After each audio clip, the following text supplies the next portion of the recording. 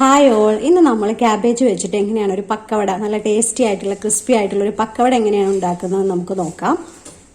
അപ്പം ഞാനിവിടെ ഒരു ബൗൾ എടുത്തിട്ടുണ്ട്. അതിലോട്ട് നമുക്ക് കഴുകി അരിഞ്ഞു വെച്ച ക്യാബേജ് ചേർത്ത് കൊടുക്കാം, ചെറുതായിട്ട് അരിഞ്ഞു വെച്ച ക്യാബേജ്. പിന്നെ നമുക്കിതിലോട്ട് സവാള ചേർത്ത് കൊടുക്കാം, കുത്തി അരിഞ്ഞ സവാള. ഇനി വറ്റൽ മുളക് ചേർത്ത് കൊടുക്കാം നമുക്ക്. പിന്നെ ചെറുതാക്കി അരിഞ്ഞിട്ടുള്ള ഇഞ്ചി പൊടിയായിട്ട് അരിഞ്ഞത് ചേർത്ത് കൊടുക്കാം. ഇനി പച്ചമുളക് ചേർത്ത് കൊടുക്കാം, കറിവേപ്പില. ഇനി നമുക്ക് ചേർത്ത് കൊടുക്കേണ്ട കടലമാവാണ്. അത് നമുക്കൊരു 4 ടേബിൾ സ്പൂൺ കടലമാവ് ഇതിലോട്ട് ചേർത്ത് കൊടുക്കാം. ഇനി 2 ടേബിൾ സ്പൂൺ മൈദയും കൂടെ നമുക്ക് ചേർത്ത് കൊടുക്കാം. മൈദ വേണമെങ്കിൽ ചേർത്ത് കൊടുക്കാം, അതിന് പകരം അരിപ്പൊടി ആയാലും മതി. നമുക്ക് ഇഷ്ടത്തിന് മൈദ വേണോ അരിപ്പൊടി വേണോ എന്നുള്ളത് ചേർത്ത് കൊടുക്കാം. രണ്ടും ഒരു മയം കിട്ടാൻ വേണ്ടിയിട്ടാണ്, നല്ലതാണ് ചേർത്ത് കൊടുക്കുന്നത്. ഇനി നമുക്ക് ഉപ്പ് ഇട്ട് കൊടുക്കാം, പാകത്തിന് ഉപ്പ് ചേർക്കുക. മഞ്ഞൾപ്പൊടി, പിന്നെ കളറിന് വേണ്ടി നമുക്ക് മുളക് പൊടി ചേർക്കും. ഞാനിവിടെ കാശ്മീരി മുളക് പൊടിയാണ് എടുത്തത് കളറിന് വേണ്ടി. എരിവിനാണെങ്കിൽ നമ്മൾ പച്ചമുളകും വറ്റൽമുളകൊക്കെ ചേർത്ത് കൊടുത്തിട്ടുണ്ട്. അപ്പോൾ ഒരല്പം മാത്രം കാശ്മീരി ചില്ലി ചേർത്ത് കൊടുക്കാം. അവസാനമായിട്ട് നമുക്ക് ചേർത്ത് കൊടുക്കാനുള്ള ഗരം മസാലയാണ്.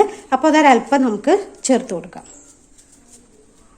ഇനി ചേർത്ത് കൊടുക്കുന്നത് കായപ്പൊടിയാണ് കേട്ടോ. അത് ഓപ്ഷണലാണ്, ഇഷ്ടമാണെങ്കിൽ മാത്രം ചേർത്ത്. അതിന്റെ ടേസ്റ്റ് ഒന്ന് കിട്ടാൻ വേണ്ടി, നമുക്ക് ഈ ക്യാബേജിന് ഒരു കുത്തലുണ്ടാവില്ലേ, അത് ഇതിലോട്ട് കിട്ടാതിരിക്കാൻ വേണ്ടി കായപ്പൊടിയും കൂടെ നമ്മൾ ചേർക്കുന്നു. ഇനി വെള്ളം അല്പമായിട്ട് ഒഴിച്ച് നമുക്കിതൊന്ന് മിക്സ് ചെയ്തെടുക്കാം. വളരെ കുറച്ച് മാത്രം വെള്ളം ചേർത്ത് മിക്സ് ചെയ്യുക. വെള്ളം കൂടിപ്പോയാൽ പിന്നെ നമുക്ക് അതിനൊരു കൺസിസ്റ്റൻസി കിട്ടത്തില്ല. അപ്പോൾ കുറച്ച് ചേർത്തിട്ട് നമുക്കിതൊന്ന് മിക്സ് ചെയ്തെടുക്കാം. ഈ ക്യാബേജ് തോരൻ വെച്ച് മാത്രം കഴിച്ച് മടുത്തവർക്ക് ഇതൊക്കെ ട്രൈ ചെയ്യാം കേട്ടോ. ഇപ്പൊ റമദാൻ മാസമല്ലേ, അപ്പൊ നമുക്ക് ഓരോ ദിവസവും ഓരോ സ്നാക്സ് വെറൈറ്റി ആയിട്ട്, എന്നും ഈ സമൂസയും കട്ട്ലറ്റും മാത്രം കഴിക്കുന്നതിനൊക്കെ ഇതുപോലുള്ള വെറൈറ്റി ആയിട്ടുള്ള സ്നാക്സ് ഒക്കെ ഉണ്ടാക്കുകയാണെങ്കിൽ നമുക്ക് കഴിച്ച് മടുക്കില്ല.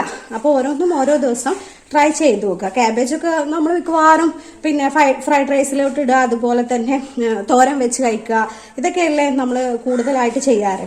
അപ്പം ഇതുപോലുള്ള സ്നാക്സുകളൊക്കെ ഇടയ്ക്കൊന്ന് ട്രൈ ചെയ്യാം. നന്നായിട്ട് തിരുമ്മി പിടിപ്പിക്കുക കേട്ടോ. ഇതെല്ലാം കൂടെ ഇതിലോട്ടൊന്ന് മിക്സ് ചെയ്യുന്ന രീതിയിൽ ശരിക്കും ഒന്ന് തിരുമ്മി പിടിപ്പിക്കുക. അപ്പോൾ ഇതൊരു പാകത്തിനായിട്ടുണ്ട്, നമുക്ക് ഫ്രൈ ചെയ്തെടുക്കാൻ പറ്റുന്ന ഒരു പാകത്തിനായിട്ടുണ്ട്. ചെറിയ ബോളാക്കി നമുക്കിത് എടുത്തിട്ട് ഫ്രൈ ചെയ്തെടുക്കാം. ഫ്രൈ ചെയ്യാൻ നമുക്ക് എണ്ണ ഒഴിച്ചു കൊടുക്കാം. എണ്ണയൊന്ന് ചൂടായി വന്നിട്ടുണ്ട്. നമ്മൾ നേരത്തെ തയ്യാറാക്കി വെച്ചിട്ടുള്ള ആ പൊക്കവടയുടെ മസാല ചെറിയ ബോളുകളായിട്ട് എണ്ണയിലോട്ട് ഇട്ട് കൊടുക്കാം.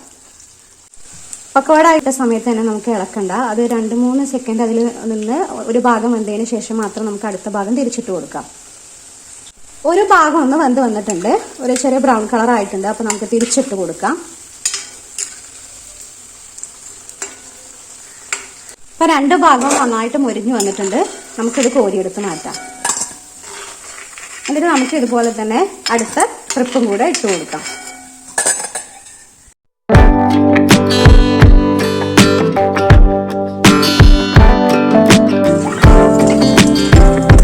നമ്മുടെ crispy and tasty cabbage pakkavada ഇവിടെ റെഡി ആയിട്ടുണ്ട്. അപ്പോൾ എല്ലാവരും ഇതൊന്ന് വീട്ടിൽ ട്രൈ ചെയ്ത് നോക്കുക. അപ്പോൾ റമദാൻ മാസമൊക്കെ അല്ലേ, അപ്പോൾ വ്യത്യസ്തമായിട്ടുള്ള റെസിപ്പികൾ കൊണ്ടുവരിക. അപ്പോൾ ഇതെന്തായാലും ഒന്ന് ട്രൈ ചെയ്ത് നോക്കുക. നിങ്ങൾ ആദ്യമായിട്ടാണ് എൻ്റെ ഈ ചാനൽ കാണുന്നതെങ്കിൽ ദയവായി സബ്സ്ക്രൈബ് ചെയ്യുക, ലൈക്ക് ചെയ്യുക, കമൻറ്റ് ചെയ്യുക. അപ്പോൾ ഓക്കെ, താങ്ക് യു.